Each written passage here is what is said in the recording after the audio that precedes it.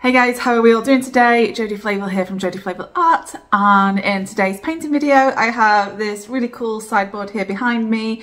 This is in a Nathan style, I believe. It's not actually a Nathan sideboard, but I believe it's in that kind of style. And today my thoughts are I want to do a little bit of layering, and I'm going to paint it in a bit of a vintage folksy style. Things always change on this channel. Who knows where it'll end up, but that's the plan for now, so stay tuned for that.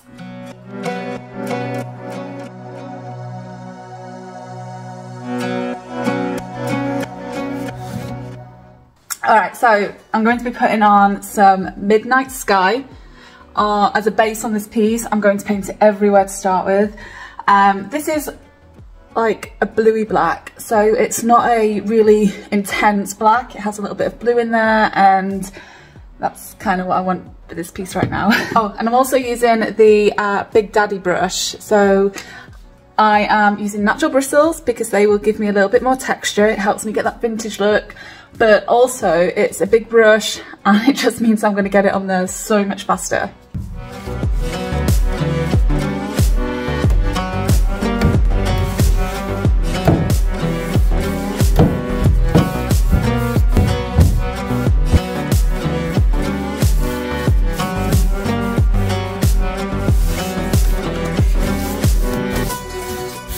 As I'm painting this on, I'm not using any water. I don't very often use water with my paint unless I'm going for like a perfectly blendy look, you know, and I'm wanting the paint to really sort of dilute and move around.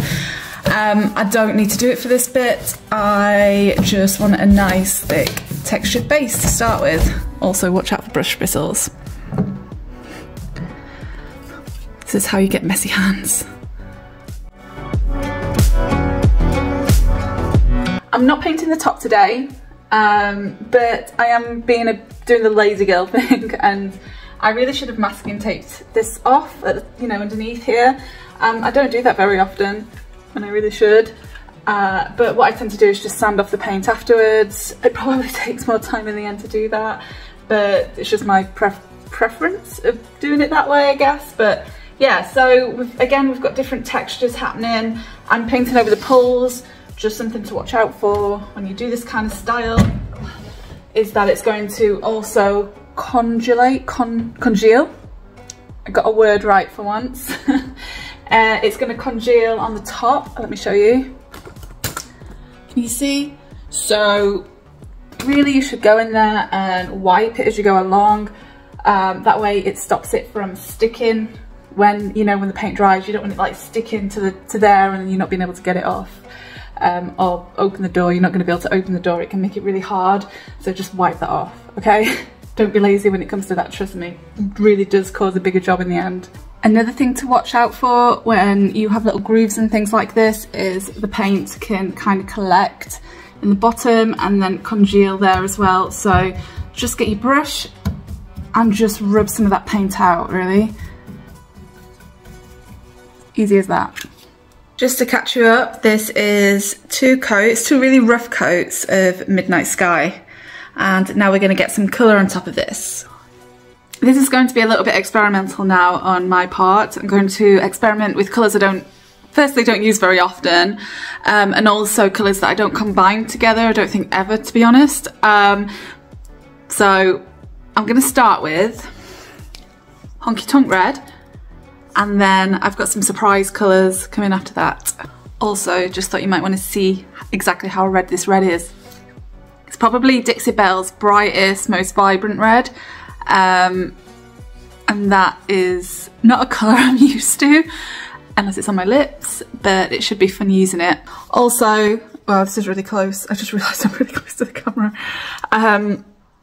Already got it on my hands, firstly, and I've not even started painting yet, so that's a really, really good trick. I'm using a premium chip brush now, so I'm keeping with the natural bristles, but I'm just going for a small, kind of like a smaller version of the last brush that I was using. I'm going to start with the drawers to start with, but I am going to avoid this little bit for now. I'm basically just going to be doing the drawers and around these edges and missing out the door. Probably gonna look kind of gothic to start with, you know what I mean? Like, so back when I was 15, how many years? Nearly 20 years ago now, 18 years ago, I used to, one of my favourite colour combos back when I was a little, mosher, is what we were called, moshers back then. I used to love black and red. Like, black and red were my colours, it was moody, and I listened to a lot of new metal, and and that's kind of what it's reminded me of right now, but I have plans beyond this, so don't panic.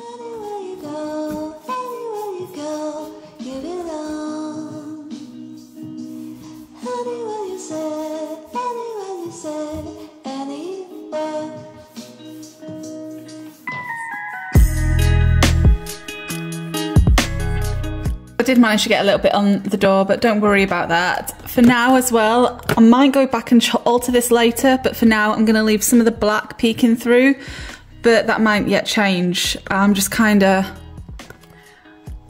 having to go with the flow with this one.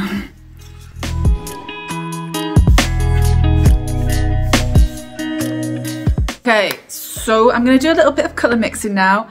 Ignore it because it's looking a little crazy, I know, and I think it's going to look crazy for a while, so you're just going to have to trust me, and I'm going to have to trust me because, like I said, I've not done anything like this before.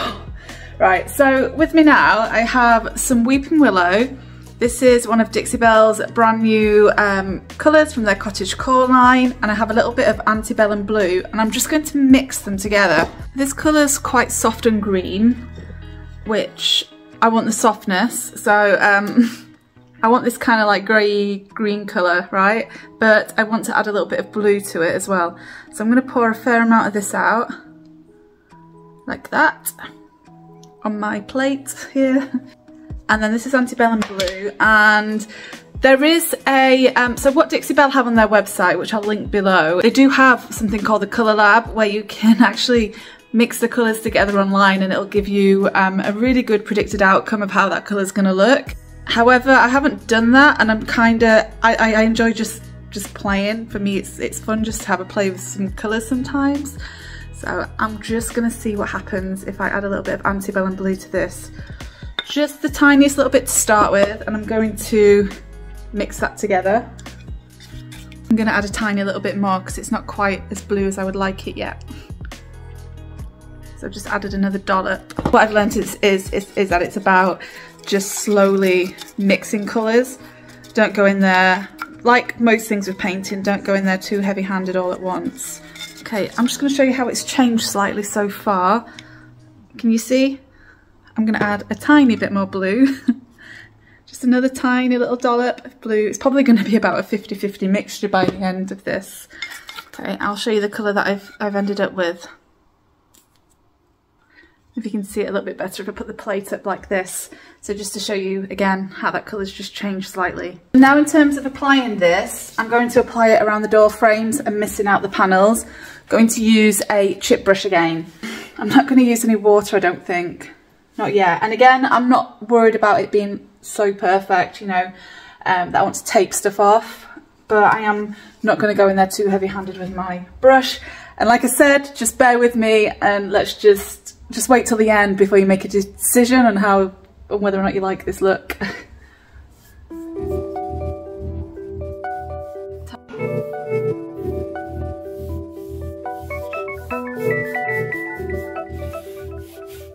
Okay, this is how it's looking so far. Again, it's crazy, I know, but a little happy accident that I've just found, and that is just dry brushing a little bit of this bluey green colour just over the top of the red, very, very lightly. I don't want to put a lot on there at all. Just to tone down this red a little and make it look, you know, give it that layered look, like it's had lots of colours and they've all started to peel back.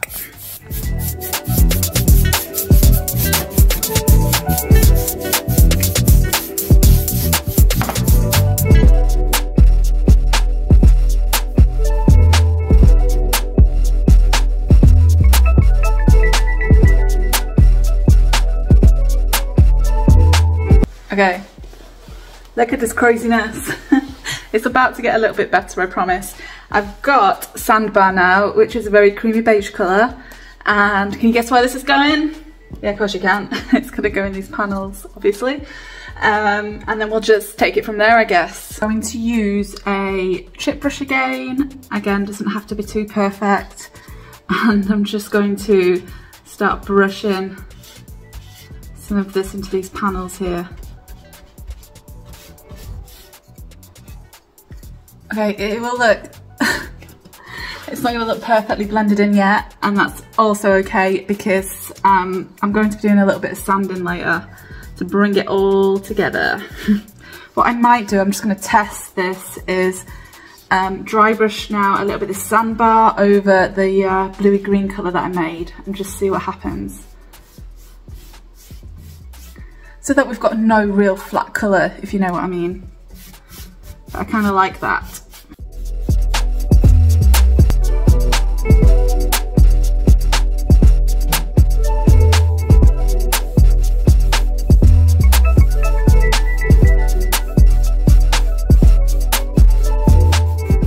I've just decided to go in with a bit of Antebellum blue and just put it on this bottom line down here. So I've got this kind of little ridge, and I'm very roughly just going to put it here along this, and I think I'm going to put a little bit of this Antebellum blue around the drawers as well. So let's have a see how it goes, like around here. It's all about just building up colour slowly and just seeing, you know, what works. Sometimes things work, sometimes they don't, and you know, you don't know until you try, do you? Don't judge it yet, it's still not done. For these bottom panels, I'm going to be using this decoupage paper. It's one of my favourites by Dixie Belle. It's an oldie but a goodie. It's called Whimsical Mediterranean, and yeah, so I'm going to put it in the bottom panels. I'm going to put the middle part here in the bottom panel. And I'm going to use Gator Hide as my glue, and I don't really know what I'm going to be doing with the top yet, whether I'm going to decoupage it in the same way, or if I might even be able to get away with maybe a little bit of hand painting. So on my panel, I'm going to put on one coat of Gator Hide here, a decent amount on. And then I'm going to get my paper and just line it up to where I want it to be. I kind of want this in the middle, so if I don't mind if there's wrinkles because I kind of like that look, I always have done, and I don't mind if it yellows because I'm going to be aging it anyway. Then I'm going to put another coat of Gator Hide over the top and really get into those edges and corners. Then roughly gonna go around the edge with a little bit of sandpaper. Just tear off those edges, and because it's wet, it should pretty much just tear right off. Like this.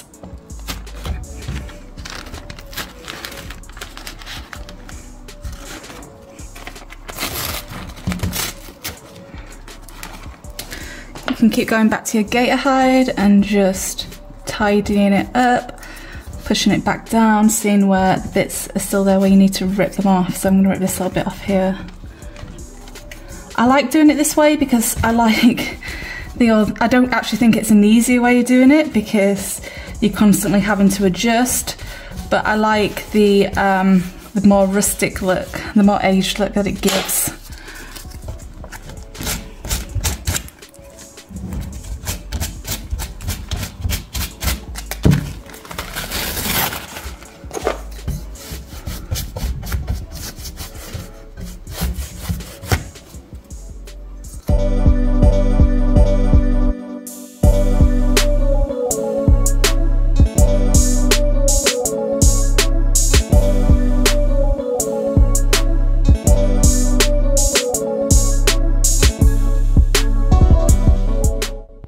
Okay, and we've got one there now, which is finished, and I do have a feeling I'm going to probably be doing all 8 of these now with decoupage actually. rather than doing any painting. I think I'm gonna, yeah, because I really like this decoupage paper, and right now, even though it might look out of place with the rest of the colours, I promise I'm going to be bringing it together and it will all just come together in the end. So I'm going to do a little bit of waxing now. To get started, firstly I'm going to use Big Mama's Butta. This is going to help me seal. I'm using the Petite brush for this, and I'm just going to make sure that's really well soaked into the paint.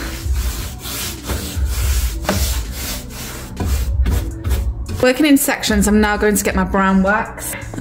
This is the Best Dang Waxing Brown. I'm using the a little Belle Brush for this. It's quite old, the thing's rubbed off. And I'm just going to start popping this around some of the edges. I want the red to look really subdued and old, and I think that's going to help with this.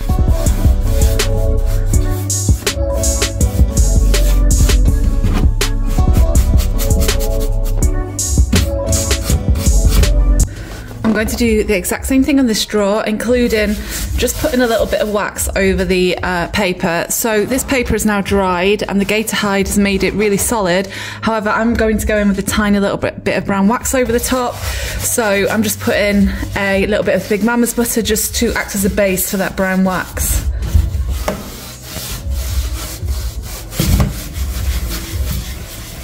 And again, I'm just going to go around the edges with this. Just making it look old, really old, and a little bit dirty. And then just add in a tiny bit of the brown wax on these doors as well. Get some age going there.